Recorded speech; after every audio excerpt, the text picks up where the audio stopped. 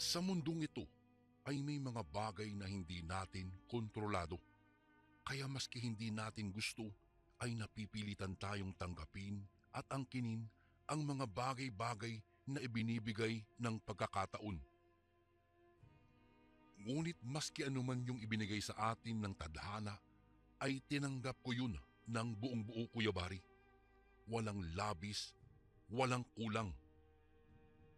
Magandang araw po sa lahat ng kasundo. Bago ko ilahad ang buong kwento ko, ay taos-puso akong babati sa iyo, Kuya Bari, at sa mga giliw mong tagapakinig. Naway tanggapin mong bukas palad, Kuya Bari, ang aking sulat at hayaan mong maging bahagi ng iyong programa ang aking tunay na kwento. Isang karangalan po ang mapasama sa inyong YouTube channel at nawa ay magustuhan po ng mga manonood mo. Siya nga po pala, ako si Alicia. Pasensya na po kung ang mga pangalan na babanggitin ko po sa kwento ay likha ko lamang sapagkat aking iniingatan ang reputasyon at pagkakakilanlan ng aming pamilya para po maiwasan kaming mahusgahan sa kasalukuyan. Taong dekada 90 nang mangyari po ang aking kwento. Tubong Negros ang aking inay at si Itay naman po ang tiga Ilocos Norte. Lumipat sila dito sa Ilocos nang sila'y magpakasal. Isinama ni inay si Lola dahil maiiwan itong walang kasama sa Negros. Hindi naman po ito pwedeng pabayaan ni inay dahil sila na lamang mag-ina ang magkasama. Mas pinili ni Itay na magpatayo ng tirahan sa isang kabukiran na pagmamay-ari noon ng kanilang pamilya. Wala pang masyadong mga kabahayan noon doon at medyo malayo kami sa bayan. Meron kaming isang simple, payak at masayang pamumuhay. Mayroon kaming tumana at pinagkakaabalahan namin ang pagtatanim ng iba't ibang klase po ng gulay at pag-aalaga ng mga hayop. Tanging si Itay at si Kuya lang noon ang pumupunta sa bayan para maglako. At sa kanilang pagbabalik ay agad akong humihingi ng pasalubong. 6 na taong gulang pa lamang po ako noon. Paborito ko ang inuuwing siopaw ni Itay at ilang piraso ng mansanas. Ako ang paborito nila kasi ako po ang pinakabata sa aming pamilya. Si Kuya noon ay nasa 20 anyos na, samantalang si Ate ay 18. Pahabol daw ako, sabi nila. Hindi ko naman maintindihan yun noon, pero base sa panguunawa ko ngayon, ako'y isang menopausal baby dahil may edad na rin si inay noon kaya himala pa daw na nabuo ako. Isa sa mga natuwa ng ako'y isilang ay si Lola Salome. Matanda na po si Lola, Kuya Bari. Mahina na ang tuhod at hirap na sa pagsasalita at paglalakad. Kuba na rin si Lola, Kuya Bari, at bahagya na lamang niyang naiuunat ang kanyang likod. Bagamat ganoon na si Lola, ay mahal na mahal ko po siya. Siya kasi ang pinakapaborito kong ring miyembro ng aming pamilya. Huling-huli niya kasi ang kiliti ko sa tuwing kinikwentuhan niya ako patungkol sa mga engkantada o sa mga kwentong aswang. Hindi po ako talaga takot sa aswang kasi palaging laman ng kwento ni Lola na ang mga aswang daw ay mababait kahit pangit ang kanilang mga anyo. Sa isang upuang tumba-tumba na nakapwesto sa tabi ng bintana ang paboritong tambayan ni Lola. Tatabi ako sa kanya noon at doon niya sisimulan ang kanyang mga kwento. Mayroong mga pagkakataon na habang nagsasalaysay siya ay hindi magkamayaw sa pag-alulong ang mga alaga naming aso. Nakatingin sila sa direksyon namin. Tinanong ko noon ang Lola kung bakit parang galit na galit ang mga aso sa kanya sa tuwing nakikita siyang nakadungaw sa aming bintana. Ngunit hindi ako sinagot ni Lola. Ngumiti lamang siya at sasabihing, balang araw, malalaman ko rin daw ang buong dahilan. Samantala, naiiwan kami ni Lola kapag kaanihan na ng gulay. Ang apat ay tulong-tulong sa pag-aani ng gulay. At si Itay at Kuya naman ang pumupunta sa bayan para maglako.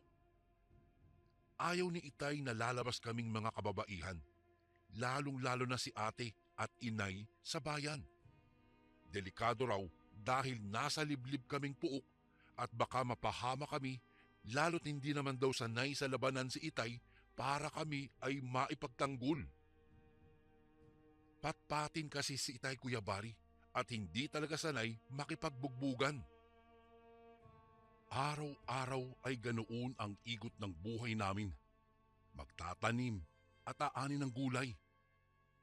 Ngunit isang araw, nagbago ang lahat. Umuwi mula sa tumana si Itay at Kuya. Duguan at may mga sugat at pasa. Anila sa aki, mayroon lang daw silang nakalabang mabangis na hayop sa kagubatan. Hindi naman ako makapaniwala. Nakinig ako sa usapan nilang matatanda. Nag-usap-usap sila. Nasa loob ako ng silid noon at akala nila'y tulog ako nang pag-usapan nila ang totoong nangyari. Nakasilip po ako sa maliit na butas mula sa dingding na gawa sa sawali. Mga taong labas daw ang may gawa noon sa kanila. Napadaan daw ang mga ito sa aming tumana at nang makita ang magaganda naming tanim, ay puwersahan nilang kinuha ang mga inani ni Itay at Kuya. Wala naman daw sanang problema kung manghingi sila, sabi pa ni Itay. Pero maski sa lapi sa bulsa nila ay kinuha pa rin ng mga ito. Hindi pa sila nakontento at nagawa nilang saktan sila. Laking pasasalamat na lang daw at wala doon si inay at ate dahil baka kung mapagtripan pa ay mapahamak ang dalawa sa kamay ng mga salbahing mga tao. Maya-maya'y narinig ko pong nagsalita si Lola, pero mahina lamang kaya hindi ko masyadong maunawaan. Basta sa dulo lang ng kanyang salita ay ganti ang narinig ko. 6 na katao na armado raw ng mga baril ang dumali kina tatay. Labis na nag-alala si inay noon na baka hindi na sila makabalik pa sa tumana. Nag-aalangan na masayang ang mga gulay at baka balikan pa ang kanyang mag-ama. Paano na raw ang aking pag-aaral? Pangarap pa raw sana naman ni inay na ako ay makapag-aral sa bayan nitong susunod na taon sa pagbubukas ng klase bilang isang kindergarten. Subalit, ganoon na nga po ang nangyari, Kuya Bari. Parang pakiramdam ko po noon, tumigil ang mundo namin dahil sa labis na pag-aalala.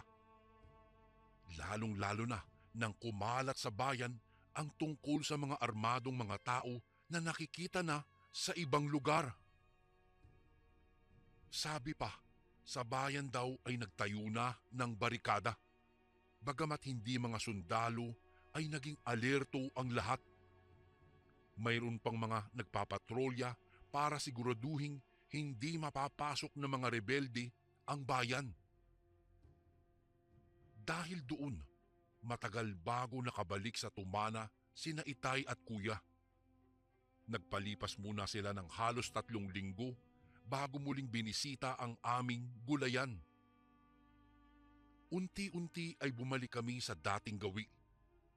Muling nakapag-ani ng gulay sila Itay. Ngunit isang araw ay naulit muli ang nangyari kila Kuya at Itay. Dumating ulit silang may mga sugat at mga pasa. Grabe ang naging kalagayan ni Kuya. Putok ang kanyang noo at maraming dugo ang humilamos sa kanyang mukha. Halos panawan na rin ang ulirat noon kaya nagsigawan si inay at itay sa labis na pag-aalala. Iyak ng iyak si inay at narinig kong isinumpa niya ang mga rebelding iyon. Nakiusap siyang dalhin si Kuya sa silid ni Lola. Agad namang binuhat ni Itay si Kuya at marahang inihiga sa higaan ni Lola. Kailangan daw nito ng mabilisang gamutan. Pinaalis muna ako ni inay at sinabing doon na raw muna ako sa silid namin. Hindi ko na nakita kung papaano o ano ang ginawa nila. Subalit wala pa pong kalahating araw ay magaling na si kuya. Walang sugat, malakas na parang walang nangyari.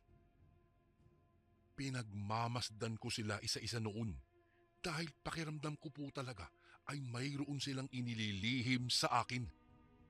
Mayroon silang hindi sinasabi. Si Lola, galit na galit ang mukha noon at narinig kong sinabi niya, wag na raw kaming mag-alala dahil tuturuan daw niya ng leksyon ang mga rebelding iyon para hindi na makapagperwisyo pa. Magmula noon, sa tuwing sumasapit ang gabi, ay mayroon na akong naririnig na mga kaluskos. Maingat ito at dahan-dahang umiikot-ikot sa bakuran namin. Mayroon din akong nakikitang tila mga aninong hindi mapakali at napaglalaruan ng liwanag. May mga bulong akong naririnig na rin. Nawawala sa higaan si Lola sa kalagitnaan ng gabi. Alam ko po iyon dahil sa tuwing bumabangon ako para silipin siya, ay wala siya sa loob. Mayroon lamang doong naiiwang masangsang na amoy. Hanggang sa isang gabi, nagising na naman ako sa mga kaluskos. Ginising ko si inay at sinabi sa kanya ang aking mga naririnig. Sabi niya, mga daga lamang iyon o kaya'y mga hayop na aming mga alaga sa labas. Matulog na raw ako at wag nang magpuyat pa. Natulog na rin si inay pagkasabi niya. Ngunit marahan akong lumabas ng silid at sinilip ulit si Lola. Naroon siya. Kuya Bari, nakaharap sa isang altar na natatakpan ng itim na tela at may nakapatong na parang lumang libro. Nakaupo siya na abot na ng tuhod ang kanyang mukha. Nakita kong tinitirintas niya ang kanyang buhok. Kakatuwa ang mga ikinikilos ni Lola. Maya-maya pa'y inabot niya ang isang botelya ng langis. Binuksan niya iyon at nagulat na lang ako nang ipinahid niya sa kanyang katawan. Nakita kong maya-maya ay nagbago siya ng kanyang anyo. Nanlaki ang aking mga mata dahil tinubuan ng itim na balahibo ang buo niyang katawan. Tumayo siya at nakita kong naunat ang kuba niyang likod. Tila kay lakas din niya. Bigla siyang lumingon sa direksyon ko. Marahil naramdaman ang aking presensya. Kitang-kita kong nilamon ng itim ang buo niyang mga mata. Agad ay nagbago ito at naging anyo ng isang itim na pusa. Mabilis itong dumaan sa aking harapan at lumabas ito ng bahay. Kinabukasan ay naging usap-usapan sa sala ang patungkol sa mga natagpuang bangkay malapit sa bayan. Kagagaling lang noon nila itay at kuya sa paglalako. Nakita raw nila na ito ang mga rebeldeng nanakit sa kanila. Tuwang-tuwa naman si kuya noon. Kitang-kita ko sa kanyang muka ang labis na kasiyahan sa sinapit ng mga taong iyon. Karma raw ito dahil masasama silang tao. Samantala, mula nang mangyari po iyon, Kuya Bari, ay hindi na palaging lumalabas ng silid si Lola. Sabi ni inay, may sakit daw ito. Gusto kong makita si Lola pero palaging bilin sa akin ni inay na wag ko na raw lalapitan muna si Lola at baka daw mahawa ako sa sakit niya. Ngunit dahil matigas po ang ulo ko noon, sumalisi ako bandang hapon. Sinilip ko po si Lola. Nakahiga siya at parang hinang-hina ito. Nakita kong nanginginig siya, parang nilalamig. Agad ko namang nilapitan siya at nilagyan ng kumot pero bumula ang kanyang bibig habang tirik na tirik ang mga mata. Napaiyak ako noon at tinawag ko si inay. Kumbulsyon daw iyon, sabi niya, dahil sa sobrang temperatura ng matanda. Kinabukasan ay nakita kong nag-uusap si inay at si lola. Pailing-iling pa nga si inay noon sa kabila ng seryoso nilang pag-uusap. Sobrang hina ng magsalita ni lola. Halos pabulong na nga itong nakikipag-usap. Panay pa rin ang iling ni inay habang ito'y umiiyak. Nang lumabas si inay sa silid ni lola para maglaba, ay kinuha ko ang pagkakataong iyon para malapitan ang aking lola. Sa pagpasok ko ay nakita kong payapa siyang nakahiga. Natutulog ito. May itim na bilog akong nakita na labas-pasok sa kanyang bibig. Kuya Bari, hindi ko alam ang bagay na iyon noon. Nang bigla na lang nalipungatan si lola. Ang itim na bagay na iyon ay biglang pumasok sa bibig niya at kanyang nilulun. Sinenyasan niya akong lumapit at ilapit ko raw ang aking tenga sa kanyang bibig. Sabi niya sa akin ay mahina na raw siya at natitiyak na raw niyang malapit na siyang mawala. Sabi niya sa akin, wag raw akong iiyak dahil mayroon raw siyang iiwan sa akin para daw parang palagi pa rin kaming magkasama. Tumangulang po ako kay lola. Mula sa kanyang bibig ay inilabas niyang muli ang itim na bagay na iyon at ipinakita ito sa akin. Gusto ko raw din ba ng magic? Gusto ko daw bang maging isang pusa, aso at iba pang hayop na naisin ko? Nabighani naman ako at namangha dahil sa kanyang sinabi. Tumango ako, Kuya Bari. Sabi niya ay ibuka ko lang daw ang aking bibig. Marahan niyang isinubo sa akin ang bilog na iyon. Wala naman akong ideya sa ginawa niya, Kuya Bari, pero sa mura kong isipan noon ay nasa imahinasyon ko ang magagandang bagay na maaari kong magawa kapag ka napasa akin iyon. Gusto ko kasing maging pusa tulad ni lola. Mainit ang bagay na iyon at parang napaso ang aking lalamunan. Napasigaw pa nga ako sa sakit, Kuya Bari. Dahil doon ay agad na dumating si inay at ate para sakluluhan ako. Ngunit bigla silang natigilan nang makita ako sa tabi ni lola. Agad nila akong inilayo, subalit bigla siyang napatigil nang mapansin ang kakaibang itsura ni lola. Maputla na ito at hindi na humihinga. Napasigaw at napaiyak si inay. Ganon din si ate. Ibinaba niya ako at marahang nilapitan si lola at niyakap habang patuloy ang pag-iyak ng malakas. Maya-maya'y dumating na rin si kuya at si itay at kanilang ikinabigla ang kanilang naabutan. Wala na si lola. At ako, nakaramdam bigla ako ng labis na pagkahapo. Umalis ako sa silid na iyon at tinungo ang silid namin nila inay.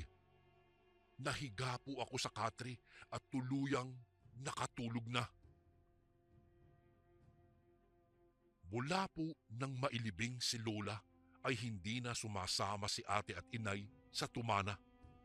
Nakabantay sila sa akin palagi. Nag-aalala sa maaari kong sapitin. At ako naman parang nawalan ako ng sigla. Bigla kong namimiss si lola. Ang dati niyang tambayan ay naiwan ng nakatiwangwang sa tabi ng bintana. Doon na ako umuupo at doon na rin dumudungaw habang iniisip ang mga araw na nakikita ko pa si lola. At mas lalo ko siyang naaalala dahil sa tuwing dumudungaw po ako sa bintanang iyon ay galit na tinatahulan ako ng aming mga aso. Katulad na katulad po sa pagtahol at pag-alulong nila kay lola. Hindi na rin ako nawawalan pa ng mga masasamang panaginip kapag sumasabit na ang gabi. Ramdam na ramdam ko na mayroong halimaw na lumalabas mula sa aking katawan. Isang halimaw na natatakam sa dugo. At sa madilim na gubat, doon ay may kasama akong naninila ng mga ligaw na hayop. Ang buong akala ko ay panaginip lamang iyon hanggang sa narealisa ko ang buong katotohanan sa masasamang panaginip na iyon habang lumilipas ang mga araw. Isa na po akong ganap na aswang, ang pinakabatang aswang sa aming pamilya. Kuya Bari, maaaring hindi po kayo maniwala, ngunit totoo po iyon. Totoo ang inyong narinig. Isang nga po akong aswang. Lahat kami ay aswang maliban lamang kay Itay. Kami ay mga nilalang sa dilim na labis na kinatatakutan. Aswang na nagtatago ng likas na lakas at kapangyarihan ng pagbabagong anyo. Isang nilalang na takam sa dugo. Isang salot at isang sumpa sa mga tao. Ganyan kung ilarawan ang mga katulad ko. Isang araw, mayroon na namang naligaw na mga rebelde. Mga masasamang rebelde sa mismong kubo namin. Walang nagawa si Itay ng magasik ng kasamaan at kalupitan ang mga taong ito. Bagamat payat at walang sandata, ay sinubukang ipagtanggol kami ni Itay hanggang sa siya ay pinaputukan at wala ng buhay nang bumagsak ito sa lupa. At walang awa din nilang binaril si Inay. Wala silang mga puso. At mula sa pinagtataguan naming magkakapatid ay binilin sa akin ni Kuya na tumakbo na at tumakas. Nagtatakbo po ako at tinungo ang gubat. Samantalang si Ate at Kuya ay kinuha ang atensyon ng mga taong iyon para hindi nila ako mapansin. Hindi ko na po alam ang mga nangyari pagkatapos nun. Wala na rin akong naging balita kung ano ang naging kapalaran ng dalawa kong kapatid sa kamay ng mga rebelde. Sa gubat ay para akong isang ligaw na kaluluwa. Umiiyak, walang direksyon kung saan ako patungo. Hanggang sa may nakita akong dalawang matanda na nangangahoy sa gubat. Lalapitan ko sana sila pero biglang nandilim ang aking paningin. Wala na akong maalala. Nagising na lang ako na nakahiga sa katre at may mga naririnig akong nag-uusap-usap sa aking tabi. Nakita ko ang dalawang matanda na nakatunghay sa akin. Tinanong nila ang aking pangalan at ano raw ang aking ginagawa sa gitna ng gubat. Lumingon-lingon ako sa aking paligid bago ako nagsalita sa kanila. Ikinuwento ko ang buong pangyayari. Dahil sa awa ay nagdesisyon ang mag-asawa noon na ampunin ako. Walang anak ang dalawang matanda kaya tinuring nila akong kanila. Inilagaan nila ako, binihisan, pinakain at pinag-aral at pinalaki sa salita ng Diyos. Bagamat patuloy pa rin ang tila masasama kong panaginip patungkol sa halimaw, ay parang nakokontrol ko na ito. Tahimik akong umalis ng kubo at doon sa gitna ng gubat, naghahanap ako ng mga hayop. At muling babalik sa kubo para manirahan bilang isang normal na tao. Hanggang sa may bumisitang kaanak ang dalawang matanda. Siya si Lolo Bening. Kasama niya ang apong si Manuel. Isang albularyo po itong si Lolo Bening. Pagkakita pa lamang niya sa akin, ay agad niyang kinausap ng masinsinan sina Lolo Marsing at Lola Binyang. Sinabi niya sa mga ito na hindi ako pangkaraniwang bata. Isa raw akong batang aswang. Hindi ko naman nakitaan ng pagkagulat ang dalawang matanda Bagkus ay mahinahon nilang kinausap si Lolo Bining na kung maaari ay walang makaalam sa aking lihim. Binalaan pa sila na mag-ingat dahil maaari raw silang mapahamak kapag hindi ko na kontrol ang pagiging pagkaaswang ko. Ngunit hindi po nagpatinag ang mga umampun sa akin dahil imbis na matakot ay nakiusap pa si Lola Binyang na kung maaari raw ay gamutin na lamang ako. Sinubukan naman ni Lolo Bining.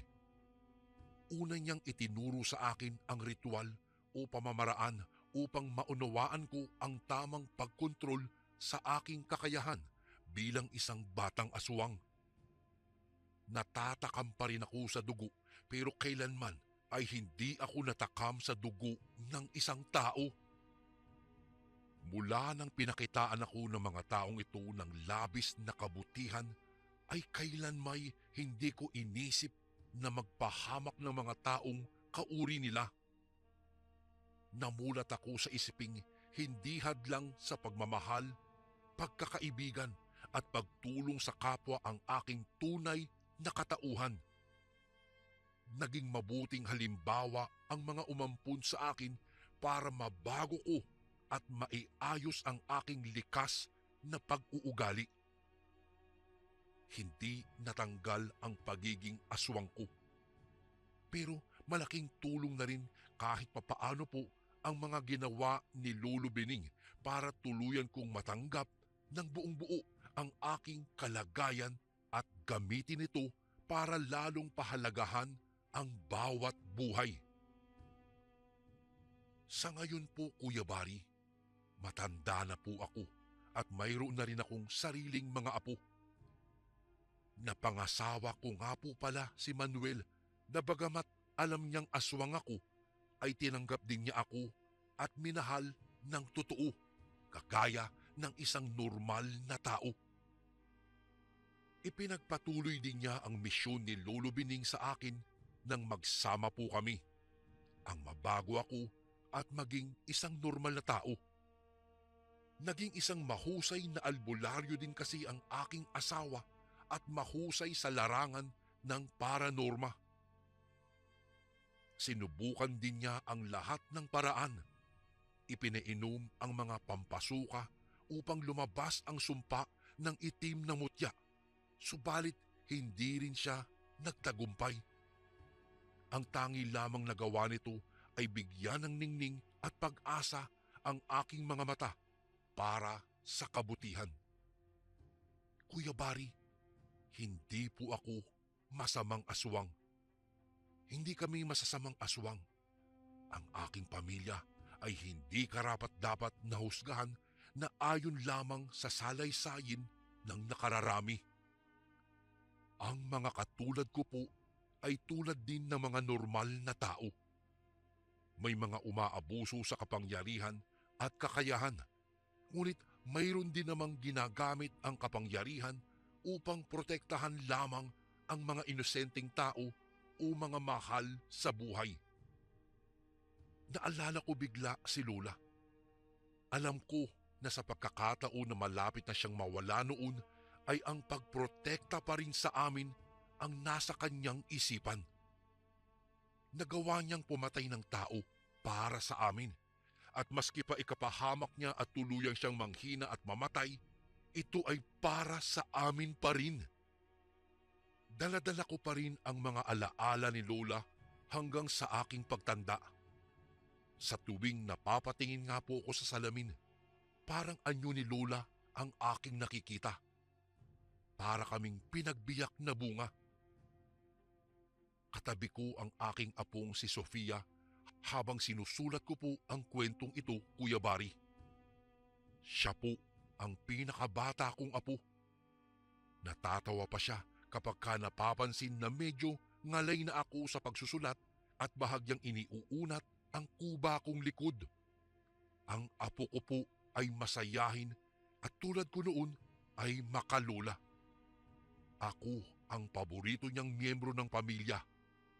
Ang sarap niyang pagmasdan, Kuya Bari, dahil sa bawat ngiti at inosente nitong mga tingin ay parang nakikita ko rin ang mga eksena noon na nakatabi ako kay Lola habang kinikwentuhan ako ng tungkol sa mga engkantada at mga aswang.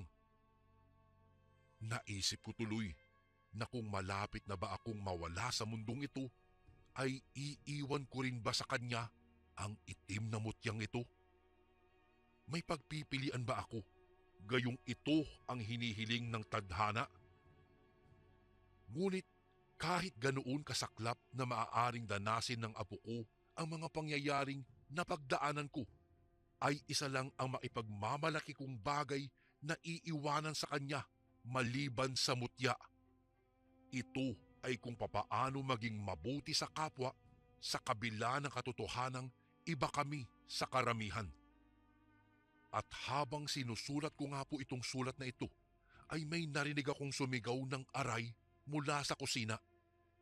Ang dalagita kong apo ay nasugatan pala ng kutsilyo mula sa hinihiwang gulay. Tulad ng nakasanayan, agad siyang lumalapit sa akin para ipagamot ang sugat.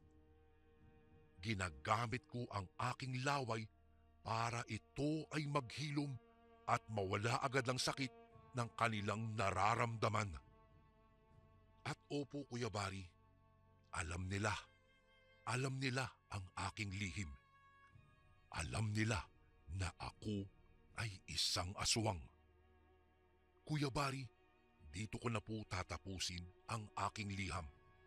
Marami pong salamat sa oras at sa inyong pagtanggap sa aking sulat. Lubos na gumagalang, Alicia.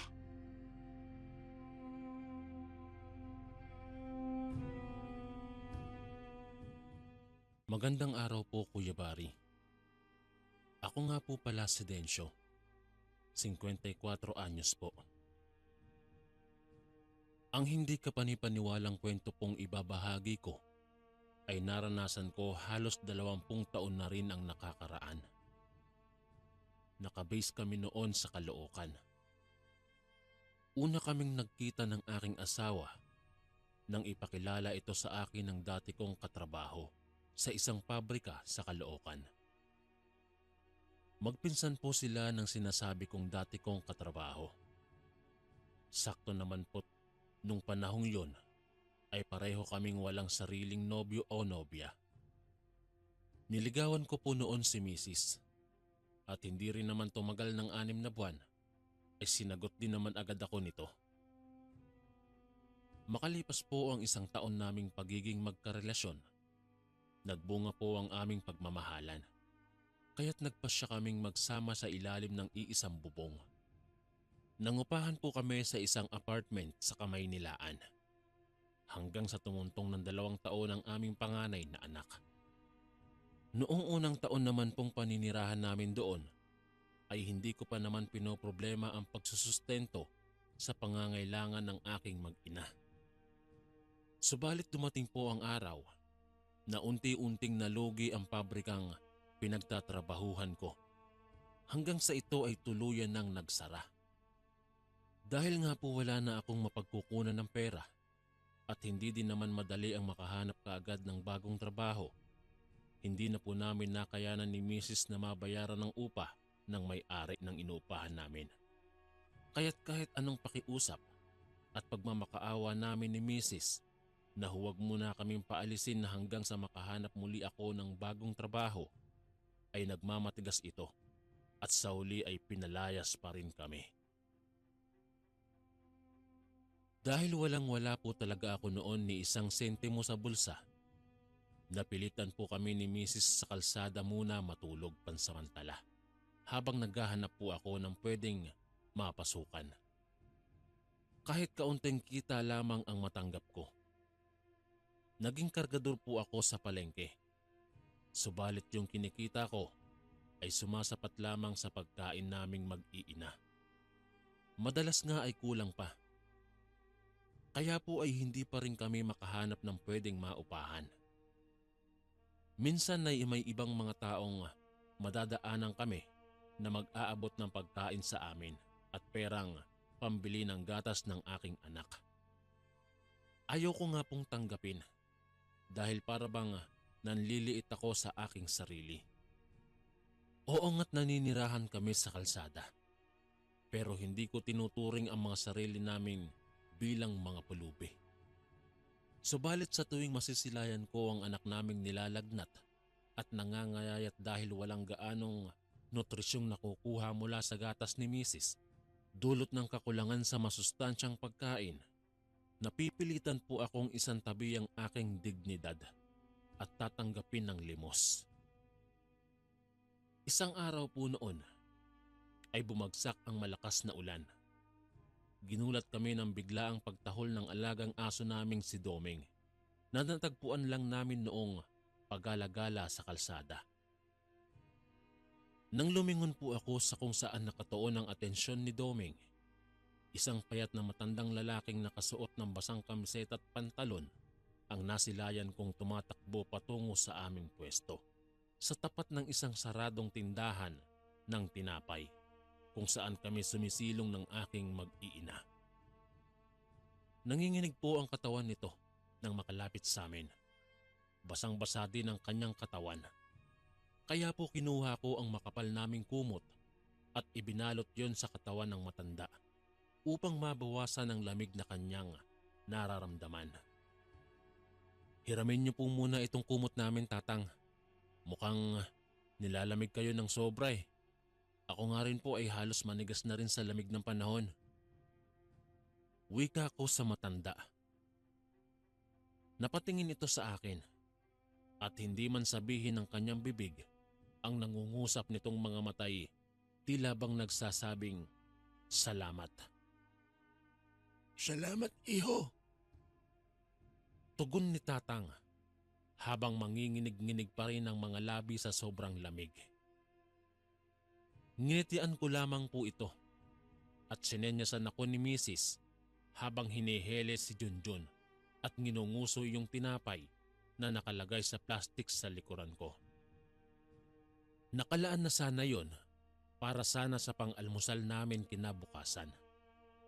Pero kinuha ko pa rin ito at ibinigay doon sa matanda dahil baka hindi pa ito kumakain. Tatang, baka po nagugutom kayo.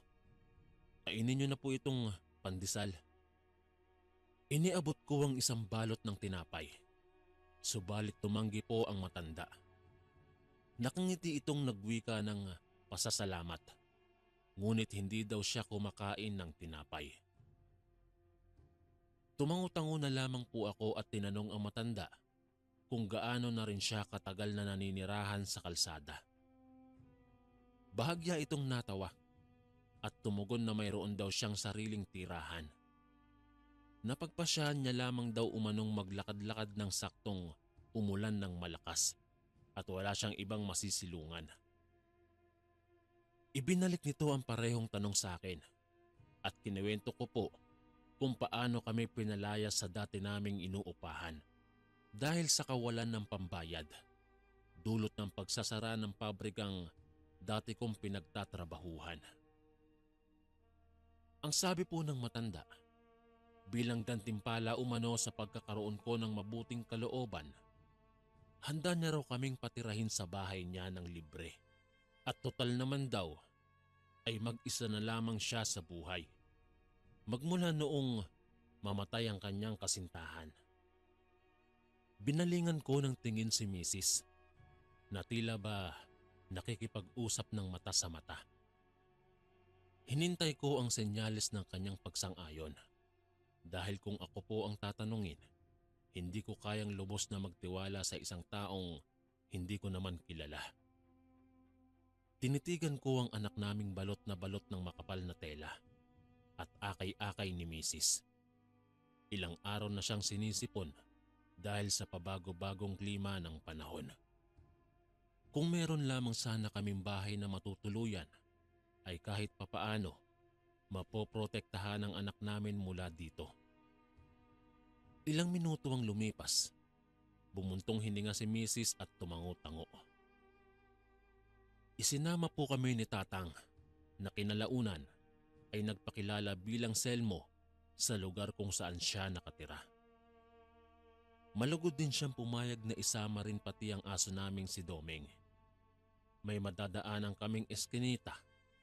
Tapos bago makarating sa mismong bahay niya, maeengkwentro namin ang isang grupo ng matitikas na mga lalaking nakaupo palibot sa isang mesa habang naglalaro ng baraha. 5 po sila at maiingay ang mga ito. Subalit binalot ang kawalan ng katahimikan nang dumaan kami sa kanilang harapan kasama si Tatang Selmo. Mariin kaming tinitigan ng mga ito na para bang sinisiyasat tapos ay magbubulungan ng mga ito na sa pakiwari ko'y pinag-uusapan kami. Siguro'y nagtataka sila kung bakit kasama kami ni Tatang Selmo. Kung ilalarawan, ay hindi gaanong kalakihan ang bahay ni Tatang Selmo. Kumbaga tama lang para sa aming 4. Nag-iisa lamang ang silid na para talaga sa pagtulog. Ang sabi po ni Tatang, kung ayos lamang daw sa amin, ay okupahin na lamang namin yung sala bilang matutulugan. Isara na lang anya namin yung bintana at pintuan para hindi masyadong malamig. Syempre po'y hindi na kami nagreklamo. Utang na loob namin kay Tatang ang pagkakaroon namin ng matutuluyan. Si Doming naman ay doon sa kusina namin pinatulog. Naging maayos naman po ang paninirahan namin sa bahay ni Tatang Selmo. Hindi naman po ako nagkamaling pagkatiwalaan ng matanda. Wala naman pong naikikwentong negatibo si Mrs. tungkol sa matanda. Kaya't kampante po ako kahit gabi pa ako umuwi galing trabaho. Maliban po kasi sa pagkakargador sa palengke, nagsa-sideline din ako sa pagko-construction. Bitbit ang pasalubong para kay Tatang at sa aking mag-ina. Binagtas ko ang madilim na eskinita pauwi sa bahay ni Tatang Selmo. Gabi na po noon at walang masyadong ilaw sa daan. Kaya't hindi ko namalayan ang biglaang pagsulpot ng 5 matitikas na lalaking palagi kong nadadatnang naglalaro ng baraha sa tuwing ako'y pauwi. Pinalibutan nila ako. Tila ba ako'y pinagtitripan. Para bagang tipikal na mga basagulerong madalas na maengkwentro sa syudad. Ngunit kahit hindi man po gaanong maliwanag ang paligid, natitiyak ko pong nasilayan ng aking 2 mga mata kung paano iyong isa sa kanila'y inilabas ang 2 matutulis na mga pangil at ang biglaang paghaba ng mga kuko nito. Ang mga mata nito'y naging kulay dugo at inilabas nito ang napakahaba nitong dila na kung tatantsahin ay aabot ng 15 pulgada. Sa sandali pong yon, ay hindi ko na matatawag pang ordinaryong tao lamang ang aking nasa harapan. Sunod-sunod na rin pong nagbagong anyo ang 4 niya pang mga kasama at hindi ko na alam kung magagawa ko pang maibigay kay Tatang at sa aking mag-ina ang pasalubong na bitbit ko.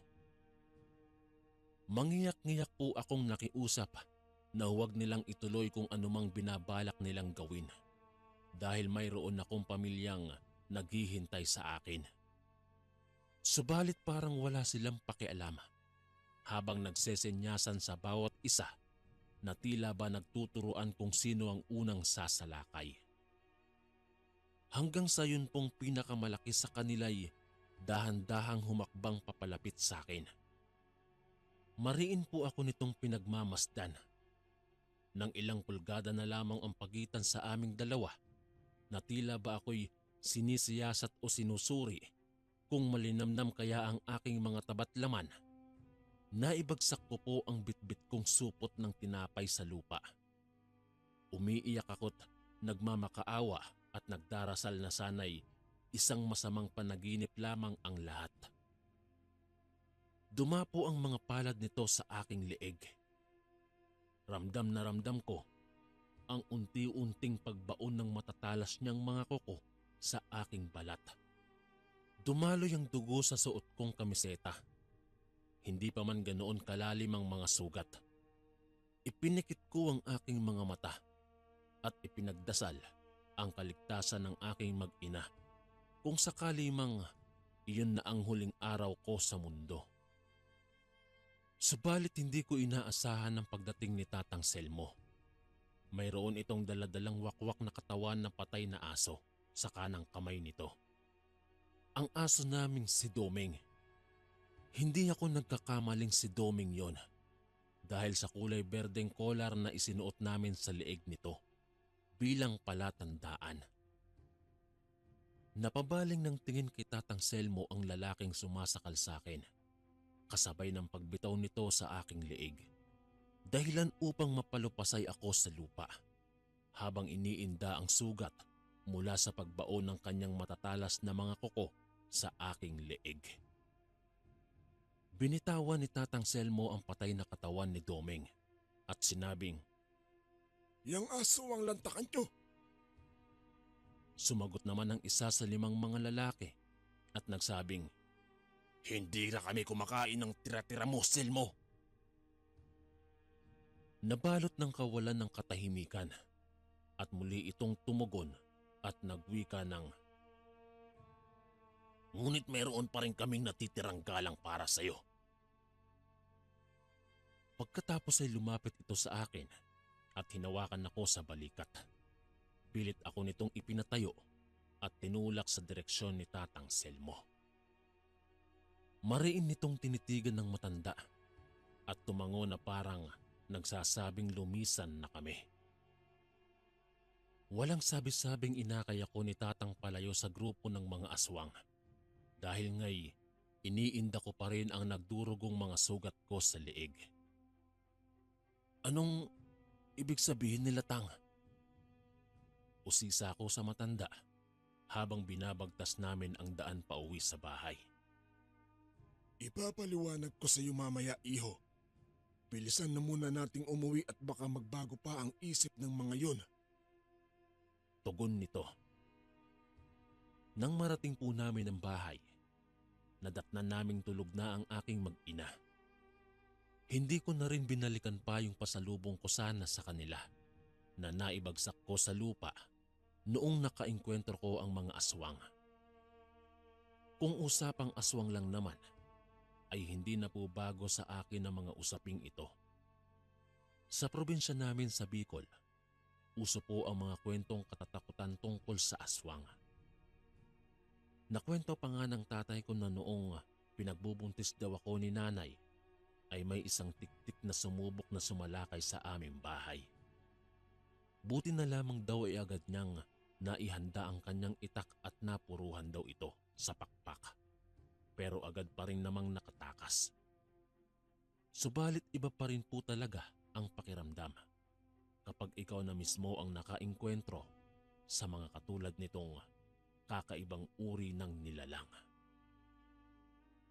Kumuha ng malinis na tela si Tatang Selmo at tumungo ng kanyang bakuran upang mamitas ng dahon ng sambong na makakatulong umano sa pagpapagaling ng sugat ko. Binayuot niya ang ilang piraso ng mga dahong pinitas niya at inilapat iyon sa mga kalmot ko sa leeg pagkatapos ay binalot ng malinis na tela. Isinalaysay po ni Tatang Selmo kung ano ang kwento sa likod ng koneksyon niya doon sa grupo ng mga aswang na muntikan ng sumalakay sa akin. Ang sabi niya ay dati siyang kasapi ng grupo. Opo, Kuya Bari.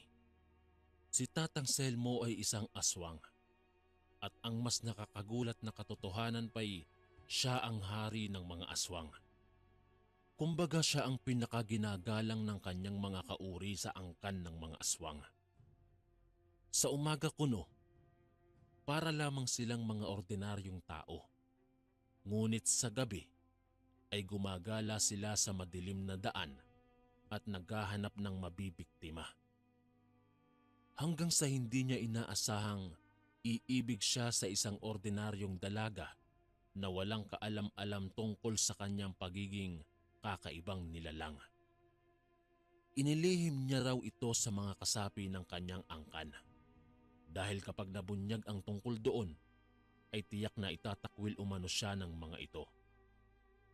Yung 5 lalaking kamuntikan ng sumalakay sa akin kanina, ang mga pinakamalapit ang loob kay Tatang. Dahil ang iba pang mga lupon ng aswang ay nananahan sa malalayong sityo. Nahulog din anya ang loob sa kanya ng dalaga kinalaunan dahil sa pagsisikap niyang bihagin ito. Pakiramdam niya umano'y isa siyang ordinaryong tao kapag kapiling ang dalaga at hiniling niya na sana nga'y isa na lamang siyang ordinaryong nilalang.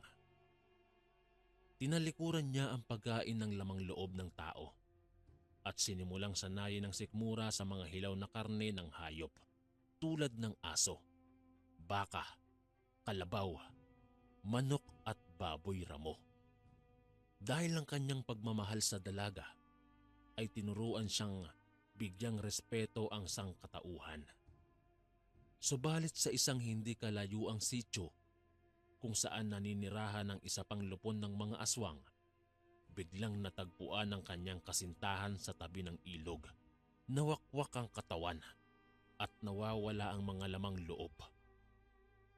Hindi na nga lubos na makilala ang dalaga kung hindi lamang sa regalong kwintas dito ni Tatang Selmo na natagpuan ilang metro lamang mula sa bangkay ng dalaga. Inusisa niya ang grupo ng mga aswang na naninirahan doon sa parehong sityo kung saan natagpuang patay ang kanyang kasintahan. Diretsahan namang umano ng mga itong sinagot na sila ang sumalakay sa dalaga habang walang kaalam-alam na nobya iyon ni Tatang Selmo. Magmula noon ay tumiwalag na si Tatang Selmo sa samahan ng mga aswang. Mas pinagbigyang halaga niya ang mga tao kaysa sa kanyang mga kauri. Yun daw ang dahilan kung bakit malugod niya kaming inalok na manirahan sa bahay niya ng libre. Humingi ito ng tawad sa hindi pagbibigay sa amin ng babala tungkol sa grupo ng mga aswang sapagkat bakaan niya mapagpasyahan naming lisanin ang sityo. At humingi rin ito ng tawad para sa pagkitil din sa buhay ng aso naming si Domeng. Ang sabi ko naman po kay Tatang Selmo, tinatanaw kong isang malaking utang na loob ang pagpapatira niya sa amin sa bahay niya. Ngunit mas pipiliin kong manatili na lamang sa kalsada kasama ang aking mag-ina kaysa gabi-gabing makipaglaban sa mga aswang. At marami-rami na rin po ang aking naipon mula sa pagdodouble kita na nasasapat na sa pagkain namin ng aking mag-ina at pambayad sa isang maliit na upahan. Tugon po ni Tatang Selmo ay nauunawaan niya ang aking desisyon. Noong sumunod na araw po ay ikinuwento ko sa aking asawa ang tungkol sa aking kahindik-hindik na karanasan noong gabi. Maging siya po ay sumang-ayon na lisanin na namin ang sityo sa kabila ng pasasalamat sa tulong na ibinigay sa amin ni Tatang Selmo. Nang madaanan namin yung grupo ng mga aswang na nakapalibot sa mesa at naglalaro ng baraha, hinarang ako ng isa sa kanila. Yung sumakal po sa akin gamit ang kanyang matatalas na kuko. At ang sabi niya ay, "Sa susunod na makasalubong ka namin, tutuluyan ng babao ng aking mga kuko hanggang sa maputol ang mga ugat mo sa leeg. Nauunawaan mo ba?" Tumango-tango ako at tuluyan ng nilisan ng lugar kasama ang aking mag-ina.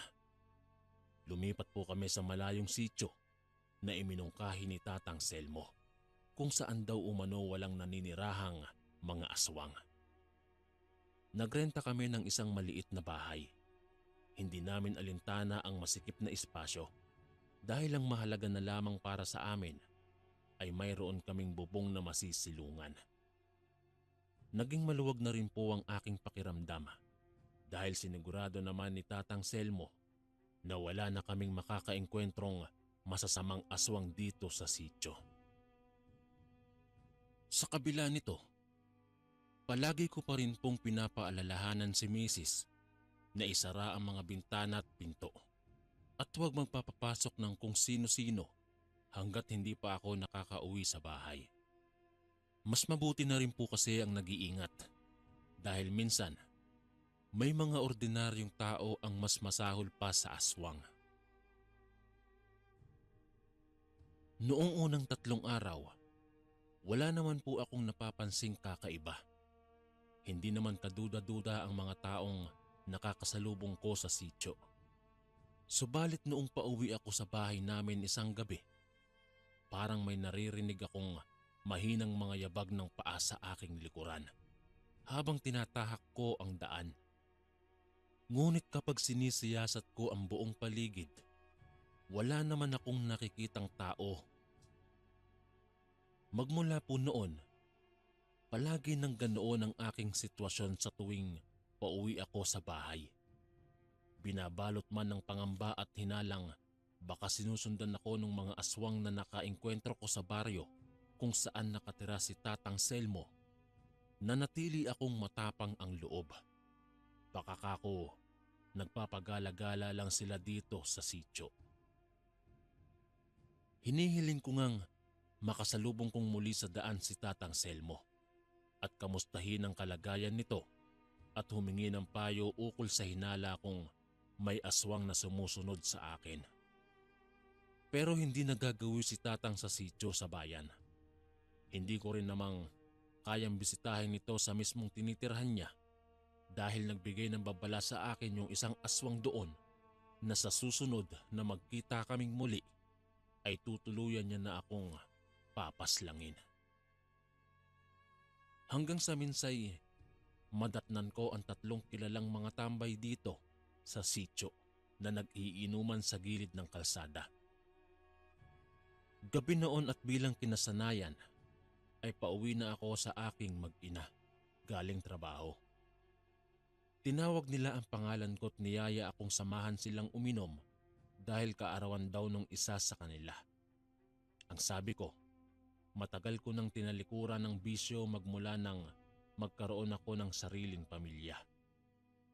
Pero makulit sila, kaya't napatagay ako ng isang beses. Pagkatapos ay nagpaalam na akong uuwi na, ngunit nagpumilit sila na isa pang tagay, lalo na iyong si Lito na siyang nagdidiwang ng kanyang kaarawan. Sabi pa nito ay kung tatanggi daw ako ay insulto ito para sa kanya dahil nga kaarawan niya. Inutusan ako nitong umupo sa isang bakanteng silya at maglaan pa ng oras upang samahan sila. Iginiit ko namang hinihintay na ako ng aking mag-ina at sila na lang kakuwang uminom. Doon nagalit si Lito. Malakas niyang ibinato ang bakanteng silya sa sementong lupa.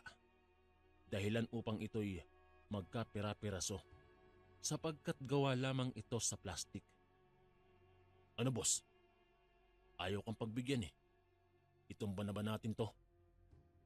Saad ng isa pa sa 3 na si Jerry. Patango-tango naman iyong isa pa nilang barkada na si Dante na para bang sumang-ayon. Hinawakan ako ng 2 sa magkabilang braso habang si Lito naman ay pinagbabali-bali ang kanyang mga buto sa kamay na tila ba nagbabadyang manuntok. Hanggang sa hindi nga ako nagkamali, tumama ang kamao nito sa sikmura ko. Napasuka ako ng dugo sa lakas ng impak ng kanyang pagsuntok. Kinuha nito ang isang maliit na patalim sa kanyang bulsa at itinutok iyon sa aking leeg. Nagbanta itong gigilitan niya ako kapag nagtangka akong sumigaw. Kaya't wala akong ibang nagawa kung hindi ang itikom ang aking bibig.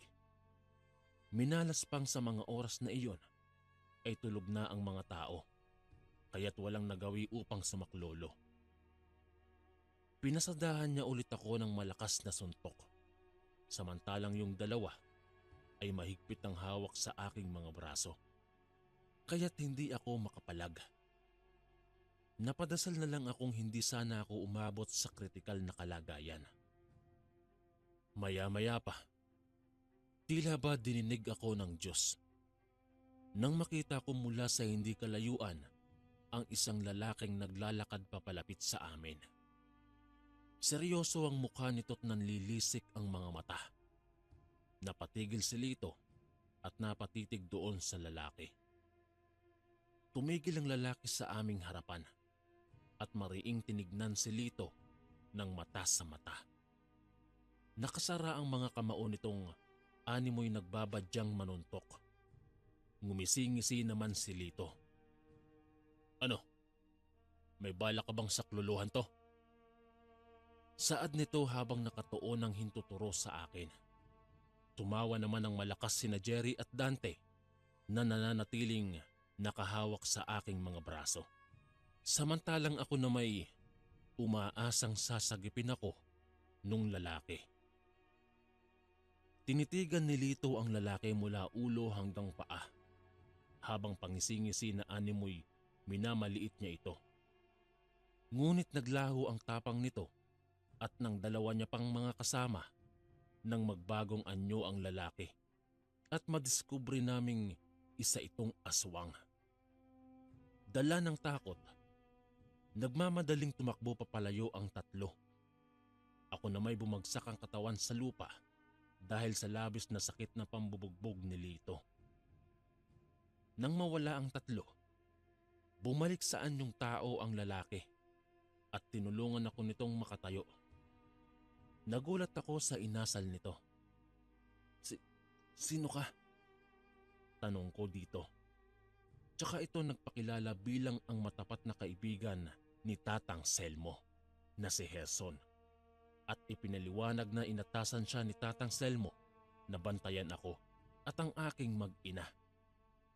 Tama raw ang hinala kong may sumusunod sa akin tuwing pauwi dahil siya daw yun na palihim na nagmamatsyag.